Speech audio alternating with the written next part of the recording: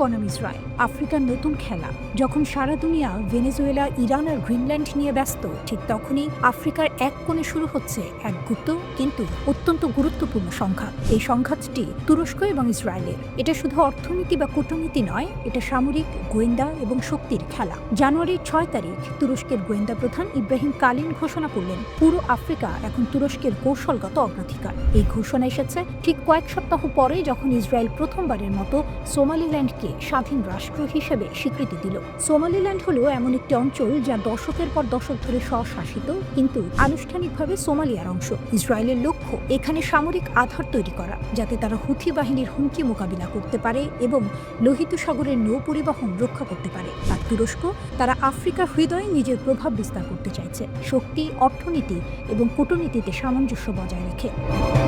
তুরস্ক শুধু বাণিজ্যিকভাবে নয়, সামরিক ও গোয়েন্দা দিকেও সক্রিয়। তারা সরবরাহ করেছে বাইরাক্তার TB2 ড্রোন, প্রশিক্ষণ দিচ্ছে আফ্রিকার সামরিক বাহিনী। লিবিয়া, সোমালিয়া, সুদান এসব জায়গায় তুরস্কের কার্যক্রম ইতিবাচক ফল দিচ্ছে। তুরস্কের বাণিজ্য আফ্রিকার সঙ্গে 2003 থেকে 8 গুণ বৃদ্ধি পেয়ে 2022 সালে $40.7 বিলিয়ন পৌঁছেছে। দূতাবাসের সংখ্যা বেড়েছে 12 থেকে 44। এটি শুধু অর্থনৈতিক প্রভাব নয়, সামরিক ও নিরাপত্তার প্রভাবও। ইসরায়েলের সোমালিল্যান্ড স্বীকৃতি তুরস্কের প্রভাবকে সরাসরি চ্যালেঞ্জ করছে। সোমালিয়া এই স্বীকৃতিকে অবৈধ ঘোষণা করেছে। তুরস্ক, মিশর এবং জিবুতি একসঙ্গে দাঁড়িয়ে ইসরায়েলের পদক্ষেপের বিরুদ্ধে কঠোর প্রতিবাদ জানিয়েছে। তুরস্ক আফ্রিকায় বিনিয়োগ করছে অবকাঠামো, মানবিক সহায়তা, সামরিক প্রশিক্ষণ এবং কূটনৈতিক সমর্থন দিয়ে। এটি শুধু সহমর্যাদা নয়, বরং দীর্ঘমেয়াদী কৌশলগত পরিকল্পনা। আফ্রিকায় শুরু হয়েছে নতুন গ্রেট গেম, সাহেল অঞ্চল, হর্ন অফ আফ্রিকা। এখানে তুরস্কের গোয়েন্দা কার্যক্রম, বিশেষ বাহিনী প্রশিক্ষণ এবং গোপন অভিযান বাড়ছে। ইসরায়েলের পদক্ষেপ তুরস্কের প্যান আফ্রিকান মডেলকে হুমকির মুখে ফেলেছে। এই সংঘাত ভবিষ্যতে শুধু হর্ন অফ আফ্রিকা নয়, পুরো আফ্রিকায় তুরস্ক এবং ইসরায়েলের প্রভাবকে প্রভাবিত করতে পারে। ভেনেজুয়েলা বা ইরান নিয়ে আমরা যতই আলোচনা করি, আফ্রিকা এখন গোপন সামরিক এবং কূটনৈতিক যুদ্ধক্ষেত্র হয়ে উঠেছে। তুরস্ক এবং ইসরায়েলের এই সংঘাত আগামী বছরগুলোতে নতুন মাত্রা যোগ করতে পারে। কে জিতবে আফ্রিকার এই নতুন খেলা? 2025 সালের জানুয়ারিতে ইসরায়েলি সরকারের গঠিত ন্যাগেল কমিটি একটি রিপোর্ট প্রকাশ করেছে, যেখানে বলা হয়েছে যে দেশটি তুরস্কের সাথে সম্ভাব্য যুদ্ধের জন্য প্রস্তুত হওয়া উচিত। তখন ইসরায়েলের একটি সরকারি কমিটি জানিয়েছে, তুরস্কের অটোমান সাম্রাজ্যের প্রভাব পুনঃপ্রতিষ্ঠার প্রচেষ্টা অঞ্চলে উত্তেজনা সৃষ্টি করতে পারে। মধ্যপ্রাচ্যে সাইবার যুদ্ধের নতুন ফ্রন্ট। ইরান ইসরায়েলের বিরুদ্ধে ছায়াযুদ্ধে নতুন অস্ত্র ব্যবহার করেছে, আর এতে ইরানের সাইবার ক্যাপাবিলিটি সত্যিই চমক দেখাচ্ছে।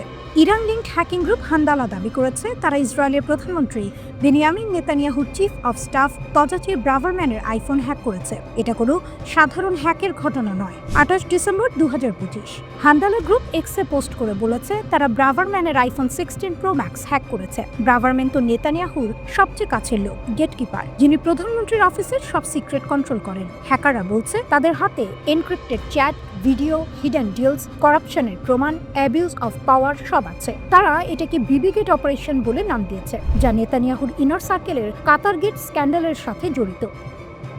ইতিমধ্যে কিছু ভিডিও, কন্ট্যাক্ট লিস্ট, ছবি লিক করেছে, যেখানে ব্রাভারম্যানের ট্রাম্প বাইডেনের সাথে ছবি আছে। ইসরায়েলের প্রধানমন্ত্রীর অফিস বলছে, কোনো ব্রিচ পাওয়া যায়নি, ইনভেস্টিগেশন চলছে। এটা সাইকোলজিক্যাল ওয়ারফেয়ারের অংশ, ইসরায়েলের লিডারশিপের প্যানিক ছড়ানো। হান্দালা গ্রুপ কারা? রিসার্চাররা বলছেন, এটা ইরানের মিনিস্ট্রি অফ ইন্টেলিজেন্সের সাথে লিঙ্কড। এর আগে তারা সাবেক প্রধানমন্ত্রী নাফতালি বেনেটের ফোন হ্যাক করেছে, আরও অনেক ইসরায়েলি ইনস্টিটিউশন টার্গেট করেছে। এটা ইরানের সাইবার ডিফেন্সের অংশ, যেখানে তারা শত্রুর দুর্বলতা এক্সপোজ করে। ইরান সাইবার হামলার মাধ্যমে শত্রুকে যেন বলছে, তোমার সিকিউরিটি কোনো কাজের নয়। এই সাইবার অ্যাটাকটা নতুন ব্যাটলফিল্ড খুলে দিয়েছে স্মার্টফোনের ভেতরে। ইসরায়েল তো ভয় পাচ্ছে, কারণ তাদের লিডারদের সিক্রেট এক্সপোজ হলে পলিটিক্যাল স্টর্ম হবে। কাতার গেট স্ক্যান্ডালে নেতানিয়াহুর এইডরা একিউজড, আর এখন এই লিক সেটাকে ওপেনাইজ করছে। ইরান দেখাচ্ছে যে তারা শুধু মিসাইল নয়, সাইবারেও অ্যাডভান্সড। এটা ডিটারেন্স, শত্রুকে বলছে, আক্রমণ করলে তোমারও দুর্বলতা বের হয়ে যাবে। ইসরায়েলের আগ্রাসনের জবাবে ইরানের এই স্ট্র্যাটেজি স্মার্ট আর সাহসী। এর মাঝে ইরানের প্রেসিডেন্ট মাসুদ পেজিশকিয়ান বলেছেন, আমরা যুক্তরাষ্ট্র, ইসরায়েল আর ইউরোপের সাথে পূর্ণমাত্রার যুদ্ধে আছি। এটি ইরাকের সাথে 1980-এর যুদ্ধের চেয়েও জটিল, কারণ এখন অর্থনৈতিক, পলিটিক্যাল, কালচারাল, সিকিউরিটি সব ফ্রন্টে চাপ। জুন মাসে শুরু হওয়া 12 দিনের যুদ্ধের পর ইসরায়েলের বিরুদ্ধে ইরানি সাইবার হামলা উল্লেখযোগ্যভাবে বেড়ে যায়। ইসরায়েলি প্রতিবেদনে বলা হয়, শত্রু হ্যাকাররা দ্রুত তাদের কৌশল পরিবর্তন ও অভিযোজন করে সাইবার জগতে কার্যকর হামলা চালাতে সক্ষম হয়েছে। পিসি ম্যাগাজিনের প্রতিবেদনে দাবি করা হয়, 2025 সালের শেষ নাগাদ এটি স্বীকৃত হবে যে চলতি বছরে ইসরায়েলের বিরুদ্ধে সাইবার আঘাত হানার ক্ষেত্রে ইরানই শীর্ষে অবস্থান করছে। যদিও তেল আবিব নিজেকে প্রযুক্তিগতভাবে উদ্ভাবনী ও সাইবার নিরাপত্তায় নেতৃত্বদানকারী দেশ হিসেবে তুলে ধরে। বিদ্রোহ মানে ক্ষমতার চোখে চোখ রেখে সত্য বলা। এই বিদ্রোহী বাস্তবতার মাঝেই আজ গাজাকে ঘিরে নতুন এক কূটনৈতিক নাটক শুরু হয়েছে। আর সেই নাটকের এক গুরুত্বপূর্ণ মঞ্চ তুরস্ক। গাজা যুদ্ধবিরতি, কাগজে শান্তি, বাস্তবে সংঘর্ষ। অক্টোবরের যুদ্ধবিরতির পর বলা হয়েছিল গাজায় গুলি থামবে, কিন্তু বাস্তব চিত্র বলছে ভিন্ন কথা। ফিলিস্তিনি কর্তৃপক্ষের অভিযোগ, এই যুদ্ধবিরতির পরও ইসরায়েল একাধিকবার হামলা চালিয়েছে। তাদের দাবি অনুযায়ী যুদ্ধবিরতি কার্যকর হওয়ার পর থেকে প্রায় 395 জন নিহত এবং 1000-এর বেশি মানুষ আহত হয়েছেন। এই পরিস্থিতিতে প্রশ্ন উঠছে, যুদ্ধবিরতি কি আদৌ টিকে আছে? তুরস্কের হঠাৎ বড় ভূমিকা। এই উত্তপ্ত অবস্থায় তুরস্ক হঠাৎ সামনে এসে দাঁড়িয়েছে, নীরবে নয় বরং প্রকাশ্য কূটনৈতিক উদ্যোগ নিয়ে। তুরস্কের গোয়েন্দা প্রধান ইব্রাহিম কালিল ইস্তাম্বুলে হামাসের শীর্ষ নেতাদের সঙ্গে বৈঠক করেছেন। হামাস প্রতিনিধি দলের নেতৃত্বে ছিলেন রাজনৈতিক ব্যুরোর জ্যেষ্ঠ সদস্য খলিল আল হায়া। অর্থাৎ এটি কোনো নিচু স্তরের যোগাযোগ নয়, এটি সরাসরি কেন্দ্রীয় নেতৃত্বের সঙ্গে আলোচনা। এই বৈঠকের উদ্দেশ্য কি? তুরস্ক ও হামাসের আলোচনার মূল বিষয় ছিল তিনটি। 1, গাজায় যুদ্ধবিরতি বাস্তবে কিভাবে কার্যকর হচ্ছে। 2, কোন কোন জায়গায় যুদ্ধবিরতি ভাঙছে এবং সেই দায় কার। 3, যুদ্ধবিরতির দ্বিতীয় ধাপে কিভাবে যাওয়া যায়। হামাস তুরস্ককে জানিয়েছে তারা যুদ্ধবিরতির শর্ত মানছে। তাদের অভিযোগ, ইসরায়েলি ধারাবাহিকভাবে হামলা ও অভিযানের মাধ্যমে এই চুক্তি ভাঙছে। তুরস্ক কি গ্যারান্টর হতে চায়? এই আলোচনায় একটি গুরুত্বপূর্ণ বিষয় উঠে এসেছে। তুরস্ক কি গাজা যুদ্ধবিরতির গ্যারান্টর রাষ্ট্র হতে চায়? অর্থাৎ যুদ্ধবিরতি মানা হচ্ছে কিনা তা তদারকি, আন্তর্জাতিক পর্যবেক্ষক আনার চেষ্টা, কূটনৈতিক চাপ তৈরি, এই সবকিছুর মধ্যস্থতাকারী হিসেবে তুরস্ক নিজেকে দেখতে চাইছে। এটা হলে মধ্যপ্রাচ্যের রাজনীতিতে তুরস্কের ভূমিকা অনেক বড় হয়ে যাবে। যুক্তরাষ্ট্রের পরিকল্পনা আর বাস্তবতার ফাঁক। একদিকে যুক্তরাষ্ট্র ভিন্ন এক ছবি আঁকছে। ওয়াল স্ট্রিট জার্নালের প্রতিবেদনে বলা হয়েছে, জ্যারেড কুশনার ও এক মার্কিন ডেভেলপার গাজার জন্য $112 বিলিয়ন একটি উন্নয়ন পরিকল্পনা বানিয়েছে। তাদের স্বপ্ন 20 বছরে গাজাকে একটি আধুনিক, বিলাসবহুল উপকূলীয় শহরে রূপান্তর করা। কিন্তু প্রশ্ন হলো, যেখানে প্রতিদিন হামলা হচ্ছে সেখানে এই স্বপ্ন কতটা বাস্তব? তুরস্কের কড়া ভাষা, ইসরায়েলের উপর চাপ। তুরস্কের পররাষ্ট্রমন্ত্রী যুক্তরাষ্ট্র, কাতার ও মিশরের সঙ্গে বৈঠকে ইসরায়েলের সামরিক অভিযানের তীব্র সমালোচনা করেছেন। তিনি স্পষ্ট করে বলেছেন, যুদ্ধবিরতি ভাঙতে থাকলে ট্রাম্প প্রশাসনের শান্তি পরিকল্পনাও ভেস্তে যাবে। তার সতর্কতা, এই সহিংসতা শুধু যুদ্ধবিরতি নয়, পুরো রাজনৈতিক সমাধানের পথ ধ্বংস করে দেবে। দ্বিতীয় ধাপের পথে কি বাধা? তুরস্ক ও হামাস আলোচনা করেছে আরও গভীর শান্তি কিভাবে আনা যায়, মানবিক সহায়তা কিভাবে বাড়ানো যায়, গাজায় দৈনন্দিন জীবন কিভাবে স্থিতিশীল করা যায়। তারা একমত হয়েছে, ফিলিস্তিনি অভ্যন্তরীণ ঐক্য ছাড়া কোনো দীর্ঘমেয়াদী সমাধান সম্ভব নয়। চূড়ান্ত লক্ষ্য একটাই, স্বাধীন ফিলিস্তিনি রাষ্ট্র। তুরস্কের এই উদ্যোগ ইসরায়েল, যুক্তরাষ্ট্র সবার জন্যই একটি বার্তা। পুতিন তৎপর হয়ে উঠেছেন যখন ট্রাম্প খামেনিকে সরাসরি হুমকি দিয়েছেন।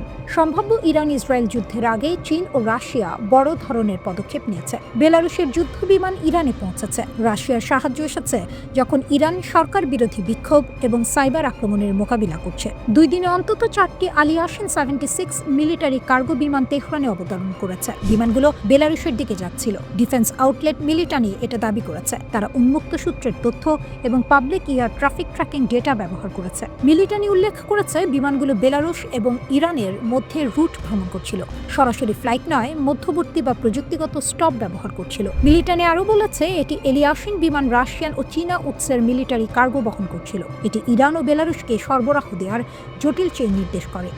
এলিয়াসিন পরিবহন বিমান ভারী মিলিটারি যন্ত্রপাতি, বড় পরিমাণ গোলা বারুদ এবং বড় উপাদান দীর্ঘ দূরত্বে বহনের জন্য ডিজাইন করা হয়েছে। এই ফ্লাইটের খবর এসেছে ঠিক একই দিনে যখন মার্কিন প্রেসিডেন্ট ডোনাল্ড ট্রাম্প সম্ভাব্য সামরিক পদক্ষেপের হুমকি দিয়েছেন। ট্রাম্প সতর্ক করেছেন যে ইরানি কর্তৃপক্ষ যদি শান্তিপ্রিয় বিক্ষোভকারীদের সহিংসভাবে হত্যা করে, যুক্তরাষ্ট্র হস্তক্ষেপ করবে। তিনি ঘোষণা করেছেন, যুক্তরাষ্ট্র লকড এবং লোডেড এবং প্রস্তুত আছে। যদি ইরান বিক্ষোভ দমন করতে কঠোর ব্যবস্থা নেয়, যুক্তরাষ্ট্র তখন ব্যবস্থা নেবে। ইরান বড় ধরনের ধরনের বিক্ষোভের মুখোমুখি। এই বিক্ষোভ একাধিক শহর এবং অঞ্চলে ছড়িয়ে পড়েছে। ইরানি মিডিয়া এবং মানবাধিকার সংস্থাগুলো নতুন মৃত্যুর খবর জানিয়েছে। অস্থিরতা মূলত সরকারের তীব্র মুদ্রা পতন এবং মৌলিক পণ্যের দাম বৃদ্ধির কারণে শুরু হয়েছে। ব্যবসায়ী, দোকানদার এবং বিশ্ববিদ্যালয়ের শিক্ষার্থীরা বিক্ষোভে যোগ দিয়েছে। সাইবার হামলা ইরানকে দোলাচলে ফেলেছে। 1 জানুয়ারি ইরানের সরকার ঘোষণা করেছে এটি বিশ্বের অন্যতম বৃহত্তম সাইবার হামলা প্রতিহত করেছে। টেলিকমিউনিকেশন মন্ত্রী বলেছেন, হামলা ইরানের যোগাযোগ পরিকাঠামোকে লক্ষ্য করেছিল। রাষ্ট্রীয় সংবাদ মাধ্যম প্রেস টিভি এটি সম্প্রচার করেছে। কর্তৃপক্ষ জানিয়েছে, আক্রমণ বিশ্বব্যাপী 1,20,000-এর বেশি উৎস থেকে চালানো হয়েছিল। তারা বলেছে এটি বিশ্বের 12টি বড় সাইবার আক্রমণের মধ্যে স্থান পেয়েছে। ইরানি কর্তৃপক্ষ জানিয়েছে, 28 ডিসেম্বরের হামলা দেশীয় সাইবার প্রতিরক্ষা সরঞ্জাম এবং আন্তর্জাতিক অংশীদারদের সহযোগিতায় প্রতিহত করা হয়েছে। এই সাইবার আক্রমণ ঘটে এমন সময় যখন ইসরায়েলের সাথে ইরানের ব্যালিস্টিক ক্ষেপণাস্ত্র প্রোগ্রাম নিয়ে নতুন সংঘাতের আশঙ্কা বাড়ছে। রিপোর্ট অনুযায়ী ইসরায়েলের প্রধানমন্ত্রী সম্প্রতি মার্কিন প্রেসিডেন্টের সঙ্গে বৈঠক করেছেন। তিনি সম্ভাব্য ইরানি লক্ষ্যবস্তুতে হামলার পুরনো পরিকল্পনা উপস্থাপন করেছেন। ওই ব্রিফিংয়ের পর ট্রাম্প বললেন, ইরান যদি পুনর্নির্মাণ বা ক্ষেপণাস্ত্র ক্ষমতা বাড়ায়, যুক্তরাষ্ট্র পুনরায় আঘাতের সম্ভাবনা উড়িয়ে দেয়নি। তেহরান ট্রাম্প ও নেতানিয়াহুকে সতর্ক করেছে, নতুন কোনো হামলা হলে কঠোর প্রতিক্রিয়া জানানো হবে। এটি দ্রুত উত্তেজনা বৃদ্ধির ঝুঁকি নির্দেশ করে। মোসাদের ভয়, ইরানের অটল সংকল্প। কেন পারমাণবিক ইস্যুতে ইরান এখনও মধ্যপ্রাচ্যের কেন্দ্রবিন্দু? মধ্যপ্রাচ্যের রাজনীতিতে কিছু দেশ শুধু রাষ্ট্র নয়, তারা একটি ধারণা। ইরান ঠিক তেমনই একটি দেশ। ইসরায়েলের গোয়েন্দা সংস্থা মোসাদের প্রধান ডেভিড বার্নিয়া একটি বক্তব্য দিয়েছেন, যা নতুন করে আলোড়ন তুলেছে বিশ্ব রাজনীতিতে। তার দাবি, ইরান সুযোগ পেলে আবার পারমাণবিক কর্মসূচি চালু করবে, আর ইসরায়েল ও আমেরিকা মিলে সেটা ঠেকানোর দায়িত্ব নেবে। কিন্তু প্রশ্ন হলো, ইরান কি সত্যিই পরাজিত, নাকি এই বক্তব্যের আড়ালে লুকিয়ে আছে গভীর ভয়? মোসাদের বক্তব্য আসলে কি বোঝায়? বার্নিয়া বলেছেন, ইরানের হৃদয়ে এখনো পারমাণবিক বোমা তৈরির চিন্তা ধুকপুক করছে। এই কথার মধ্যে লুকিয়ে আছে আসল সত্য। যদি ইরানের পারমাণবিক কর্মসূচি সত্যিই ধ্বংস হয়ে যেত, তাহলে মোসাদ প্রধানকে এমন বক্তব্য দিতে হতো না। বরং এই বক্তব্য প্রমাণ করে ইরানের সক্ষমতা এখনও ইসরায়েলকে অস্বস্তিতে রাখছে। 12 দিনের যুদ্ধ, শক্তি বনাম দৃঢ়তা। জুন মাসে ইসরায়েল হঠাৎ করে ইরানের ওপর সামরিক অভিযান চালায়। পরে আমেরিকাও যোগ দেয়। ইরানের পারমাণবিক স্থাপনায় হামলা হয়। নিহত হন ইরানের পারমাণবিক বিজ্ঞানী, সামরিক সদস্য এবং সাধারণ মানুষ। কিন্তু এখানেই গল্প শেষ নয়। ইরান পাল্টা জবাব দেয়। ইসরায়েলেও প্রাণ হারায়, ইসরায়েলেও প্রাণহানি হয়। অর্থাৎ ইরান চুপ করে বসে থাকেনি। এই 12 দিনের সংঘাত দেখিয়ে দিয়েছে, ইরান শুধু প্রযুক্তির দেশ নয়, ইরান মানে প্রতিরোধের নাম। পারমাণবিক কর্মসূচি অধিকার না অপরাধ?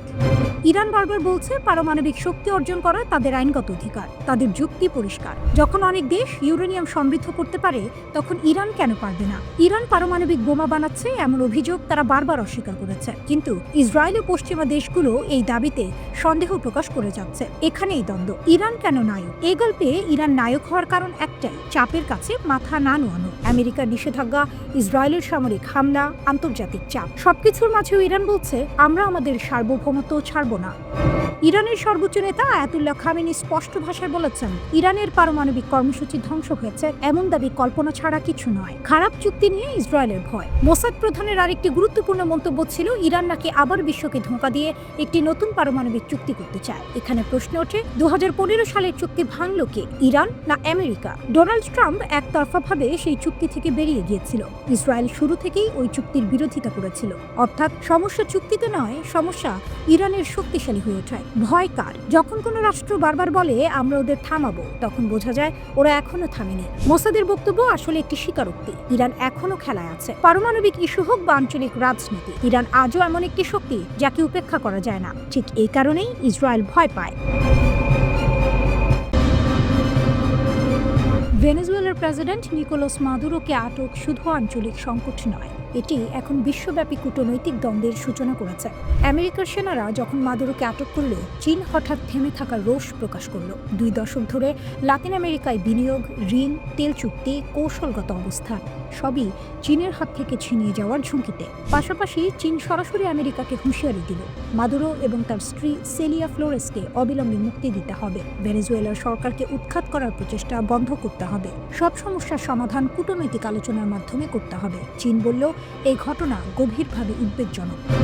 চীনের পররাষ্ট্র মন্ত্রণালয় স্পষ্টভাবে জানিয়েছে, যুক্তরাষ্ট্রের এই কাজ আন্তর্জাতিক আইন লঙ্ঘন করেছে। মাদুরো এবং তার স্ত্রী নিরাপত্তা নিশ্চিত করা, অবিলম্বে মুক্তি দেয়া, ভেনেজুয়েলার সরকারকে বেদখল না করার জন্য চাপ দেয়া এবং সব সমস্যার সমাধান কূটনৈতিক আলোচনার মাধ্যমে করার আহ্বান জানানো হয়েছে। কিন্তু চীনের সবচেয়ে বড় উদ্বেগ কেবল কূটনীতি নয়, অর্থ, তেল, প্রভাব সবই জড়িত। গত 2 দশকে চীন ভেনেজুয়েলায় ঢেলেছে $100 বিলিয়ন বেশি ঋণ, অবকাঠামো, শক্তি প্রকল্প, মহাকাশ সহযোগিতা, কৌশলগত বিনিয়োগ সবকিছু। ভেনেজুয়েলার কাছে চীনের ঋণের পরিমাণ প্রায় $15.6 বিলিয়ন। বিনিয়োগের মাধ্যমে চীন লাতিন আমেরিকায় প্রভাব বিস্তার করছিল। ভেনেজুয়েলা হয়ে উঠেছিল চীনের জন্য গুরুত্বপূর্ণ দ্বার। ডোনাল্ড ট্রাম্প ক্ষমতায় আসার আগে হুগো সাভেজের অধীনে ভেনেজুয়েলা চীনের দরজা খুলেছিল, আর এখন মাদুরোকে আটক করার মুহূর্তে তিনি চীনের লাতিন আমেরিকা বিশেষ প্রতিনিধি কুশির সঙ্গে বৈঠক করেছিলেন। চীনের প্রেসিডেন্ট শি জিনপিং গত বছর $9.2 বিলিয়ন ক্রেডিট লাইন ঘোষণা করেছিলেন লাতিন আমেরিকা ও ক্যারিবিয়ান অঞ্চলের জন্য। ভেনেজুয়েলার মূল সম্পদ হল তেল। বিশ্বের অন্যতম বড় তেল রিজার্ভ এখানে রয়েছে। দৈনিক প্রায় 1 মিলিয়ন ব্যারেল উৎপাদন হয়, যার বেশিরভাগই চীনের কাছে যায়। মাদুরোর আটক শুধু লাতিন আমেরিকার সংকট নয়, এটি এখন বৈশ্বিক শক্তিদ্বন্দ্ব। চীন সরাসরি জানিয়েছে, যুক্তরাষ্ট্রের এই কর্মকাণ্ড প্রচণ্ড শক্তির ব্যবহার এবং তা সীমা লঙ্ঘন করেছে। চীনের পররাষ্ট্র মন্ত্রণালয় বলেছে, ভেনেজুয়েলার সার্বভৌমত্ব লঙ্ঘিত হয়েছে। বেইজিং আমেরিকাকে হেজিমনিক আচরণের জন্য দোষারোপ করেছে এবং সতর্ক করেছে, এই পদক্ষেপ লাতিন আমেরিকা ও ক্যারিবিয়ান অঞ্চলে শান্তি ও নিরাপত্তাকে হুমকিতে ফেলবে। ইরান এবং রাশিয়া সরাসরি যুক্তরাষ্ট্রকে তোপ দেখেছে। তেহরান বলেছে, এই অভিযান অবৈধ, এটি বৈশ্বিক স্থিতিশীলতাকে ক্ষুণ্ণ করতে পারে এবং বিপজ্জনক উদাহরণ স্থাপন করে। মস্কো বলেছে, কূটনীতি ছেড়ে সাফল্যহীন শত্রুতা সৃষ্টি হয়েছে, তীব্র সংঘাত নিয়ন্ত্রণের বাইরে চলে যেতে পারে। বেইজিং, তেহরান এবং মস্কো সব বড় শক্তি এক হয়ে যুক্তরাষ্ট্রের পদক্ষেপের বিরুদ্ধে দাঁড়িয়েছে। ভেনেজুয়েলার প্রেসিডেন্ট মাদুরোর আটক এখন শুধু রাজনৈতিক বা সামরিক ঘটনা নয়, এটি বিশ্বব্যাপী শক্তি ভারসাম্যকে নতুন করে চ্যালেঞ্জ করছে। অর্থ, তেল, প্রভাব সবকিছুর উপর দাঁড়িয়ে চীনকে এখন সবচেয়ে বড় ক্ষতিগ্রস্ত হিসেবে দেখা হচ্ছে। লাতিন আমেরিকার দীর্ঘমেয়াদী কৌশলগত পরিকল্পনা এবং বিশ্বব্যাপী কূটনৈতিক অবস্থান হুমকির মুখে।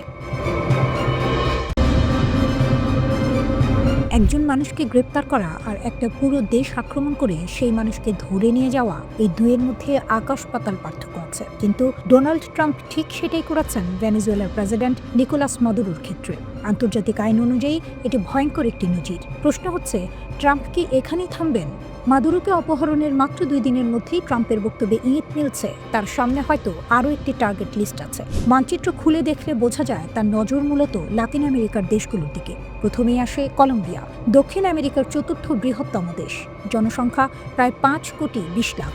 দেশটি তেল, সোনা, রূপা ও তামার মতো গুরুত্বপূর্ণ প্রাকৃতিক সম্পদে ভরপুর। কলম্বিয়ার প্রেসিডেন্ট গুস্তাভো পেট্রো দেশটির প্রথম বামপন্থী প্রেসিডেন্ট। ট্রাম্প তাকে একেবারেই পছন্দ করেন না। ট্রাম্প সরাসরি অভিযোগ করেছেন, পেট্রো নাকি কোকেন উৎপাদন ও পাচারের সঙ্গে জড়িত। পরে ট্রাম্প পরিষ্কার করেন, তিনি কলম্বিয়ায় মার্কিন অপারেশন চালানোর সম্ভাবনা উড়িয়ে দিচ্ছেন না। কলম্বিয়া এতে ক্ষুব্ধ। প্রেসিডেন্ট পেট্রো বলেছেন, ট্রাম্প তার বিরুদ্ধে মিথ্যা অপবাদ দিচ্ছেন। পরিস্থিতি চরমে গেলে অস্ত্র হাতে নেওয়ার কথাও বলেছেন তিনি। অর্থাৎ একটি সরাসরি সামরিক সংঘাতের আশঙ্কা তৈরি হয়েছে। এরপর আসে কিউবা, ফিদেল কাস্ট্রোর দেশ, জনসংখ্যা প্রায় 1,10,00,000। কিউবা বহু দশক ধরে মার্কিন নিষেধাজ্ঞার মধ্যে রয়েছে। দেশটির বর্তমান প্রেসিডেন্ট মিগেল দিয়াজ কানেল। মজার বিষয় হলো, কিউবার কথা প্রথম বলেন মার্কিন পররাষ্ট্রমন্ত্রী মার্কো রুবিও। তিনি বলেন, কিউবা গুরুতর সমস্যায় পড়তে পারে। ট্রাম্পের প্রতিক্রিয়া ছিল ঠান্ডা কিন্তু ভয়ঙ্কর। তিনি বলেন, কিউবাকে আক্রমণ করতে হবে না, দেশটি এমনিতেই পড়ে যাবে। এই বক্তব্যও কিউবার জন্য উদ্বেগের কারণ। এরপর মেক্সিকো, যুক্তরাষ্ট্রের সরাসরি প্রতিবেশী, জনসংখ্যা প্রায় 13 কোটি। বর্তমান প্রেসিডেন্ট ক্লোদিয়া শেইনবাউম। ট্রাম্প আগেই মেক্সিকোর উপর বড় অঙ্কের শুল্ক বসিয়েছেন। এবার তিনি মেক্সিকোয় সেনা পাঠানোর কথা বলছেন মাদক কার্টেলের বিরুদ্ধে লড়াইয়ের নামে। ট্রাম্প দাবি করেন, মেক্সিকোতে কার্টেল এত শক্তিশালী যে সরকার নিয়ন্ত্রণে নেই। তিনি বারবার বলেছেন, মেক্সিকো চাইলে যুক্তরাষ্ট্র সাহায্য করতে পারে সেনা পাঠিয়ে। যদিও সরাসরি হামলার হুমকি নেই, তবুও এটা এক ধরনের চাপের কৌশল। লাতিন আমেরিকার বাইরে একেবারে আলাদা জায়গায় রয়েছে গ্রিনল্যান্ড। এটি ডেনমার্কের অংশ হলেও স্বায়ত্তশাসিত অঞ্চল। তেল, গ্যাস, রেয়ার আর্থ মিনারেল আর আর্কটিক অঞ্চলের কৌশলগত অবস্থানের কারণে ট্রাম্প দীর্ঘদিন ধরেই গ্রিনল্যান্ডে আগ্রহী। তিনি স্পষ্ট বলেছেন, যুক্তরাষ্ট্রের জাতীয় নিরাপত্তার জন্য গ্রিনল্যান্ড দরকার। কিন্তু সমস্যা হলো, ডেনমার্ক ন্যাটো সদস্য, যুক্তরাষ্ট্র তাই। যদি যুক্তরাষ্ট্র গ্রিনল্যান্ডে হামলা চালায়, তাহলে ন্যাটোর আর্টিকেল 5 অনুযায়ী সেটি হবে এক সদস্যের ওপর আরেক সদস্যের আক্রমণ। এর মানে ন্যাটোর ভবিষ্যতে প্রশ্নের মুখে পড়বে। ইরানও আছে যুক্তরাষ্ট্রের তালিকায়। যুক্তরাষ্ট্র ভেনেজুয়েলার প্রেসিডেন্ট নিকোলা মাদুরোকে অপহরণের ঘোষণা দেওয়ার কয়েক ঘন্টার মধ্যেই ইসরায়েলি রাজনীতিক ইয়ার লাপিদ ইরানের প্রতি হুমকির সুরে কথা বলেছেন। তিনি বলেছেন, ইরানি শাসক গোষ্ঠীর উচিত ভেনেজুয়েলায় কি ঘটছে সেদিকে গভীরভাবে নজর রাখা। যুক্তরাষ্ট্রের প্রেসিডেন্ট ডোনাল্ড ট্রাম্প ও ইসরায়েলের প্রধানমন্ত্রী বেনিয়ামিন নেতানিয়াহুর বৈঠকের এক সপ্তাহের কম সময়ের মধ্যে মাদুরোকে জোর করে ক্ষমতা থেকে সরিয়ে দেওয়ার ঘটনা ঘটেছে। ওই বৈঠকে ট্রাম্প ইরানের বিরুদ্ধে নতুন করে হামলা চালানোর হুমকিও দেন। ইরান যুক্তরাষ্ট্রের প্রেসিডেন্ট ডোনাল্ড ট্রাম্পের কড়া বক্তব্যের জবাব দিয়েছে। ট্রাম্প ট্রুথ সোশ্যালে পোস্ট দেন, তারপরই ইসলামী বিপ্লবের নেতা আয়াতুল্লাহ আলী খামেনির এক জ্যেষ্ঠ উপদেষ্টা পাল্টা প্রতিক্রিয়া জানান। তিনি স্পষ্ট করে দেন, ইরানের নিরাপত্তা নিয়ে কোনো আপোষ করা হবে না। রিয়ার অ্যাডমিরাল আলী শামখানি সতর্ক করে বলেন, মিথ্যা অজুহাতে যদি কোনো বিদেশি শক্তি ইরানের দিকে হাত বাড়ায়, তবে সেই হাত দেশটিতে পৌঁছানোর আগেই কেটে ফেলা হবে। তিনি বলেন, এমন জবাব দেওয়া হবে যার জন্য দীর্ঘদিন অনুশোচনা করতে হবে। এক্সে দিয়া এক তীব্র বার্তায় শামখানি বলেন, আমেরিকার তথাকথিত উদ্ধার কাকে বলে তা ইরানি জনগণ খুব ভালো করেই জানে। ইরাক ধ্বংস, আফগানিস্তানে বিশৃঙ্খলা আর এখন গাজায় রক্তপাত, তার ভাষায় এটিই আমেরিকার হস্তক্ষেপের প্রকৃত ইতিহাস। এদিকে ট্রাম্পের মন্তব্যের সরাসরি জবাব দিয়েছেন ইরানের প্রতিরক্ষামন্ত্রী আজিজ নাসিরজাদে। তিনি স্পষ্টভাবে বলেন, কোনো বিদেশি হস্তক্ষেপ হলে ইরান এক মুহূর্ত দেরি না করে পূর্ণ শক্তিতে জবাব দেবে। বার্তাটি পরিষ্কার, হুমকি দিয়ে ইরানকে ভয় দেখানো যাবে না। সীমা লঙ্ঘন করলে তার ফল ভোগ করতে হবে। জীবনযাত্রার ব্যয় বৃদ্ধির প্রতিবাদে বিক্ষোভ আরও ভয়াবহ রূপ নেয়। ইরানের ভেতরে এবং বাইরে উত্তেজনা বাড়ছে। এই পরিস্থিতিতে ডোনাল্ড ট্রাম্প ইরানকে কঠোর হুঁশিয়ারি দিয়েছেন। ট্রুথ সোশ্যালে দেয়া এক বার্তায় তিনি বলেন, যুক্তরাষ্ট্র লকড অ্যান্ড লোডেড অবস্থায় আছে এবং বিক্ষোভকারীদের হত্যা করা হলে হস্তক্ষেপ করবে। ট্রাম্প লেখেন, ইরান যদি শান্তিপূর্ণ বিক্ষোভকারীদের গুলি করে হত্যা করে, তবে যুক্তরাষ্ট্র তাদের রক্ষা করতে এগিয়ে আসবে। বিক্ষোভের পরিস্থিতির দিকে ইঙ্গিত করে ট্রাম্প তার পোস্টে লেখেন, শান্তিপূর্ণ বিক্ষোভকারীদের ওপর গুলি চালানো এবং তাদের হত্যা করা ইরানের পুরানো অভ্যাস। যদি তারা আরও এমনটি করে, তবে যুক্তরাষ্ট্র তাদের উদ্ধারে এগিয়ে আসবে। আমরা পুরোপুরি প্রস্তুত এবং যে কোনো পদক্ষেপ নিতে তৈরি আছি। ইরান থেকে আসা নতুন ভিডিওগুলো দেখাচ্ছে দেশটি ভয়ঙ্কর উত্তেজনার মধ্যে রয়েছে এবং আন্দোলন আরও বিপজ্জনক পর্যায়ে ঢুকছে। রাতের অন্ধকারে রাস্তায় জ্বলছে আগুন। 5 দশকের মধ্যে প্রথমবার রাজতন্ত্রপন্থী স্লোগান খোলাখুলিভাবে রাস্তায় শোনা যাচ্ছে, যা সরাসরি ধর্মীয় শাসন ও সর্বোচ্চ নেতার চ্যালেঞ্জ।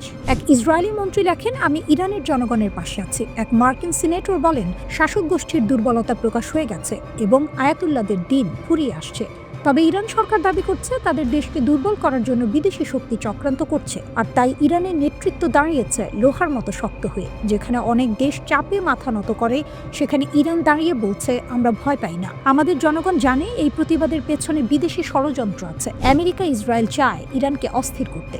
দীর্ঘদিনের পশ্চিমা নিষেধাজ্ঞা এবং গত বছরের জুন মাসে ইসরায়েল ও যুক্তরাষ্ট্রের বিমান হামলায় পারমাণবিক ও সামরিক অবকাঠামো ক্ষতিগ্রস্ত হওয়ায় ইরানের অর্থনীতি বর্তমানে একরকম খাদের কিনারে পৌঁছেছে। এই পরিস্থিতিতে বিক্ষোভ দমনে কঠোর অবস্থানের পাশাপাশি আলোচনার প্রস্তাব দিয়েছে তেহরান সরকার। অবশেষে কি সবুজ সংকেত দিয়ে দিলেন ইরানের সর্বোচ্চ ধর্মীয় নেতা আয়াতুল্লাহ আলী খামেনি? ইরান কি সত্যিই পারমাণবিক ওয়ারহেড তৈরির পথে হাঁটছে?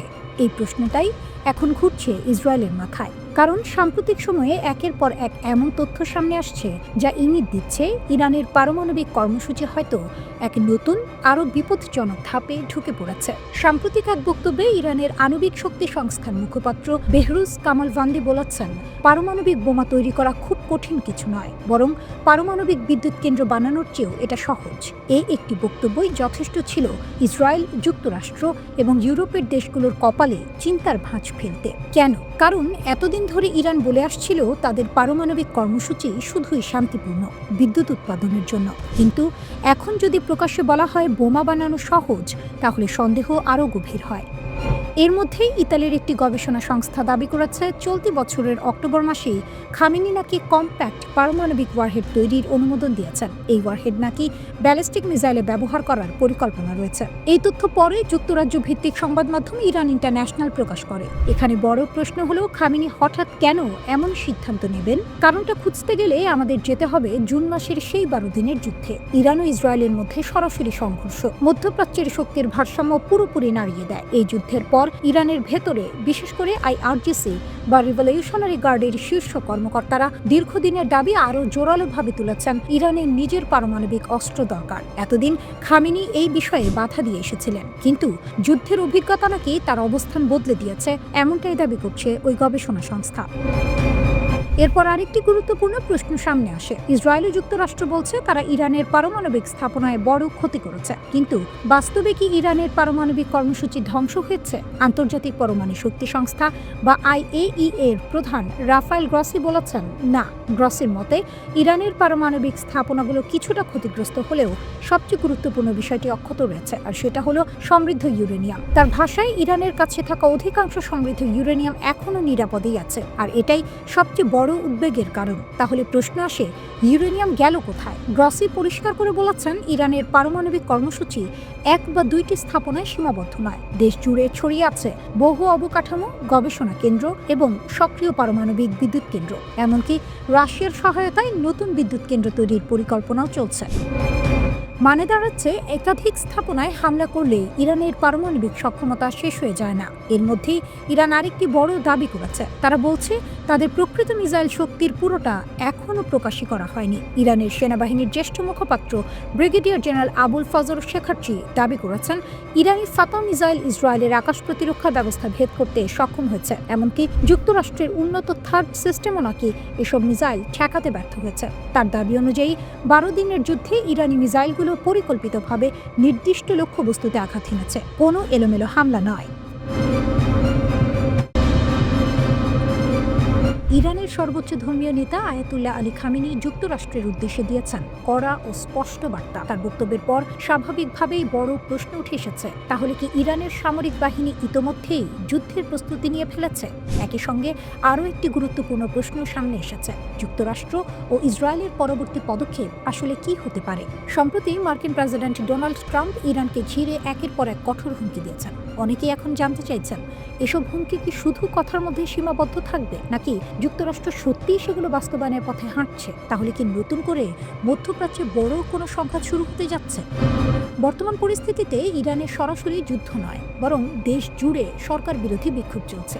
এই বিক্ষোভকে কেন্দ্র করেই যুক্তরাষ্ট্র ও ইসরায়েল নতুন ষড়যন্ত্র করছে, এমন অভিযোগ উঠেছে তেহরান থেকে। মার্কিন প্রেসিডেন্ট ডোনাল্ড ট্রাম্প তার সাম্প্রতিক বক্তব্যে বলেছেন, ইরানের চলমান আন্দোলনে যদি সরকার সহিংসতা বা হত্যাযজ্ঞ চালায়, তাহলে যুক্তরাষ্ট্র সেখানে হস্তক্ষেপ করবে। কিন্তু প্রশ্ন হলো, এই হস্তক্ষেপ কিভাবে হবে? সামরিকভাবে নাকি অন্য কোনো উপায়ে? ইরানের গোয়েন্দা সংস্থাগুলোর দাবি, দেশটিতে অর্থনৈতিক মন্দা ও উচ্চ মূল্যস্ফীতিকে কেন্দ্র করে যে আন্দোলন চলছে তাতে সরাসরি উস্কানি দিচ্ছে যুক্তরাষ্ট্র ও ইসরায়েল। এই বিক্ষোভ ঘিরে ইতোমধ্যেই বেশ কয়েকজনকে আটক করা হয়েছে এবং হতাহতের খবরও পাওয়া গেছে। তবে এসব চাপের মধ্যেও যুক্তরাষ্ট্রের সামনে মাথা নত না করার ঘোষণা দিয়েছেন আয়াতুল্লাহ আলী খামেনি। খামেনির বার্তা ছিল একেবারে স্পষ্ট। তিনি বলেছেন, ইরান কখনোই শত্রুদের কাছে নতি স্বীকার করবে না। বিক্ষোভকারীদের সঙ্গে আলোচনায় বসতে তারা প্রস্তুত, কিন্তু যারা দেশ জুড়ে দাঙ্গা ও সহিংসতা চালাচ্ছে তাদের বিরুদ্ধে কঠোর ব্যবস্থা নেওয়া হবে। 3 জানুয়ারির এক প্রতিবেদনে এই বক্তব্যের কথা নিশ্চিত করেছে ব্রিটিশ বার্তা সংস্থা রয়টার্স। এর আগে ট্রাম্পের হুমকির প্রতিক্রিয়ায় খামেনির জ্যেষ্ঠ উপদেষ্টা রিয়ার অ্যাডমিরাল আলী শামখানি আরও কড়া ভাষায় সতর্কবার্তা দেন। তিনি বলেন, মিথ্যা অজুহাতে যদি কেউ ইরানের অভ্যন্তরীণ বিষয়ে হস্তক্ষেপ করে, তাহলে হস্তক্ষেপকারীদের হাত কেটে নেওয়া হবে। তার ভাষায়, ইরানের জাতীয় নিরাপত্তা একটি রেড লাইন, কেউ সেটা অতিক্রম করলেই কঠোর জবাব দেওয়া হবে। এখন মূল প্রশ্ন, যুক্তরাষ্ট্র যদি সত্যিই হামলা চালায়, তাহলে ইরান কি ধরনের পাল্টা ব্যবস্থা নেবে? এই প্রশ্নের জবাব দিতে গিয়ে ইরানের পররাষ্ট্রমন্ত্রী আব্বাস আরাকচি জানিয়েছেন, ইসরায়েল ও যুক্তরাষ্ট্রের যে কোনো হুমকি মোকাবিলায় ইরানের সামরিক বাহিনী পুরোপুরি প্রস্তুত। তিনি বলেন, ইরানের জনগণ তাদের অভ্যন্তরীণ বিষয়ে যে কোনো বিদেশি হস্তক্ষেপ জোরালোভাবে প্রতিরোধ করবে। একই সঙ্গে তিনি স্পষ্ট করে দেন, ইরানের শক্তিশালী সশস্ত্র বাহিনী জানে কোথায় এবং কিভাবে প্রতিরোধ বলয় গড়ে তুলতে হয় যদি কেউ দেশের সার্বভৌমত্বে আঘাত হানে। এদিকে ইসরায়েলের প্রধানমন্ত্রী বেনিয়ামিন নেতানিয়াহু ইরানের বিরুদ্ধে নতুন করে সামরিক অভিযানের সুযোগ খুঁজছেন বলে অভিযোগ উঠেছে। ট্রাম্পের কাছে ইরান প্রসঙ্গে নালিশ জানিয়ে নেতানিয়াহু দাবি করেছেন, ইরান অত্যন্ত গোপনে তাদের ক্ষেপণাস্ত্র সক্ষমতা বাড়াচ্ছে। এসব ক্ষেপণাস্ত্রে নাকি রাসায়নিক পদার্থের মতো শক্তিশালী বিস্ফোরক ব্যবহারের সক্ষমতাও রয়েছে। নেতানিয়াহুর অভিযোগ, এসব ক্ষেপণাস্ত্র ভবিষ্যতে ইহুদিবাদী রাষ্ট্রের বিরুদ্ধে ব্যবহার করতে পারে তেহরান। এ কারণেই ইরান জুড়ে নতুন করে হামলা চালানোর অনুমতি ট্রাম্পের কাছে চেয়েছেন তিনি। তবে এখনো পর্যন্ত এই নতুন আগ্রাসনের দিনক্ষণ চূড়ান্ত হয়নি। ইরানের আকাশ ইসরায়েলও ভেদ করতে পারবে না। মধ্যপ্রাচ্য যুদ্ধ, হুমকি আর পাল্টা হুমকির এই অঞ্চলে প্রতিদিনই নতুন কোন উত্তাপ যোগ হয়। ঠিক এমন সময় ইরান থেকে এলো এক গুরুত্বপূর্ণ বার্তা, যা অনেকের চক্ষু চড়ক গাছ করে দিয়েছে। ইরানের সশস্ত্র বাহিনীর প্রধান major general Abdur Rahim Musavi সরাসরি জানালেন, ইরানের আকাশ প্রতিরক্ষা ব্যবস্থা আগের যে কোনো সময়ের চেয়ে শক্তিশালী হয়েছে। তিনি সন্তুষ্ট, শুধু কথার কথা নয়, আত্মবিশ্বাসের সঙ্গে বলা কথা, কারণ এই উন্নতি দীর্ঘদিনের পরিশ্রমের ফল। 15 ডিসেম্বর তিনি ঘুরে যান খাতাম আল আম্বিয়া যৌথ বিমান প্রতিরক্ষা ঘাঁটি। সেখানে দাঁড়িয়ে বলেন, ইরানের বিমান প্রতিরক্ষা বাহিনী দায়িত্ব পালন করছে, দিনরাত এক করে তারা কাজ করছে। এই প্রচেষ্টাই ইরানের আকাশকে নিরাপদ রেখেছে। ইরানের দাবি, সাম্প্রতিক মাসগুলোতে তারা প্রতিরক্ষা ব্যবস্থায় 16 কলা পূর্ণ করেছে। প্রযুক্তি, প্রশিক্ষণ আর কৌশল সব দিক থেকেই এখানে কোনো কাঁচা হাতের কাজ হয়নি।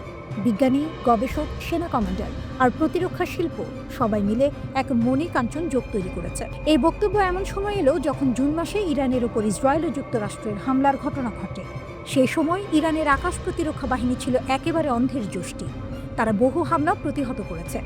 যদিও এই লড়াইয়ে কয়েকজন প্রতিরক্ষা সদস্য শহীদ হন, অনেকে আহত হন, তবু ইরান পিছিয়ে যায়নি, কারণ ইরানের শক্তি ক্ষণস্থায়ী নয়। ইসরায়েল ও যুক্তরাষ্ট্র ভেবেছিল কয়েকটি হামলাতেই ইরান ঘাটের মরা হয়ে যাবে, কিন্তু বাস্তবতা তাদের জন্য গুড়ে বালি হয়ে দাঁড়ায়। ইরান দেখিয়ে দেয় তারা সহজে ভাঙে না। মুসাভি পরিষ্কার করে বলেন, বিমান প্রতিরক্ষা শক্তিশালী করা ইরানের অগ্রাধিকার। এটা দীর্ঘস্থায়ী পরিকল্পনা। সেনাবাহিনী ও ইসলামী বিপ্লবী গার্ড বাহিনী একসঙ্গে কাজ করছে। সবাই অন্ধ অনুকরণ করছে না, বরং নিজেদের কৌশল তৈরি করছে।